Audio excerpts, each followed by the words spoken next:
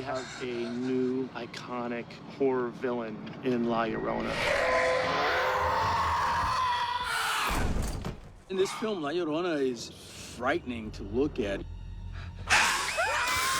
She has mold on her face, these black tears dripping down her face, and these yellow big eyes.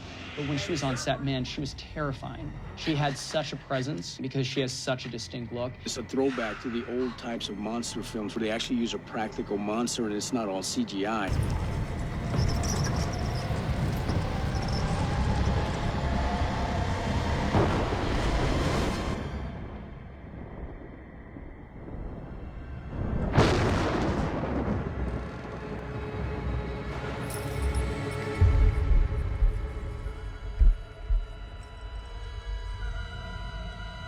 Marisol Ramirez plays La Llorona. She actually came in originally to audition for Patricia, and she had this wild, kind of savage nature to the performance.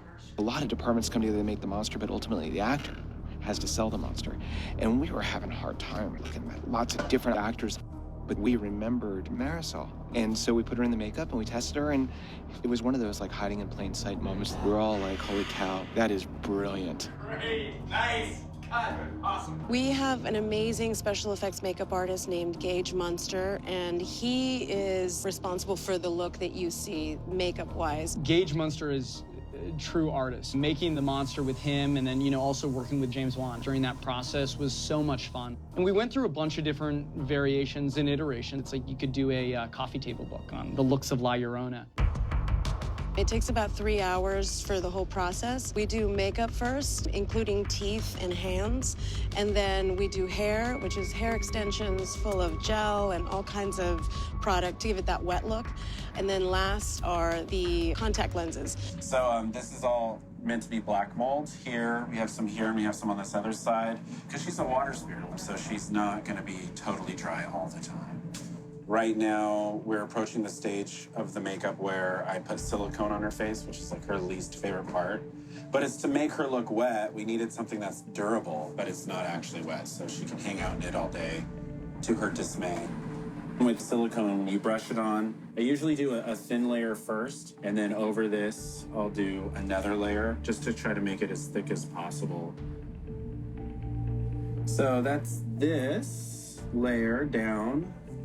We'll wait for this to cure, and then we'll do another layer. We've gotten a lot of creative notes getting to this point, too, from James Wan. James has a lot of great, actually, really great creative feedback. Like, the whole wet look, that was a lot of James. James is like, she needs to be wet.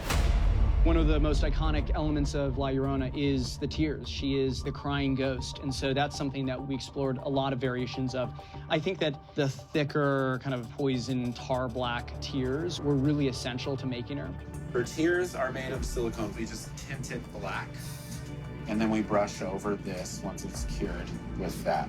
We also explored different variations of the eyes, and I think that there's something just very striking and ferocious about where we landed. You know, James would always talk about the power of the monster's eyes, that you really want to dial that in because it is so powerful in the scares.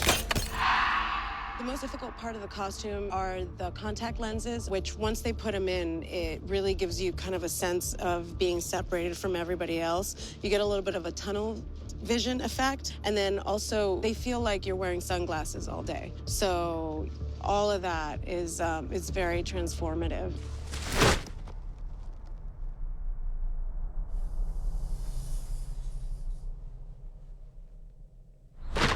La Llorona is classically the woman in white. The thing that we really strongly wanted was just timelessness and her to feel not specific to a particular region. I looked at mostly traditional dresses. And so her costume is actually kind of a Frankenstein sort of creation of many different styles. There's a dress called an escaramuza dress, and her sleeves are inspired by that. Some of the lace detailing is inspired by that. The entire silhouette is a Chino Poblano silhouette, and we looked at a lot of Frida Kahlo's dresses, and that yoke is directly inspired from one of the dresses that Frida Kahlo wore. You know, of course, she couldn't be in all white, so we needed some gradations. We needed a little bit of mud. We needed hundreds of years of age and just muck. You know, she's drowned hundreds of kids. You know, she's going to get a little dirty in the process. La Llorona, she's the scariest part of the movie, but she's not that scary in real life.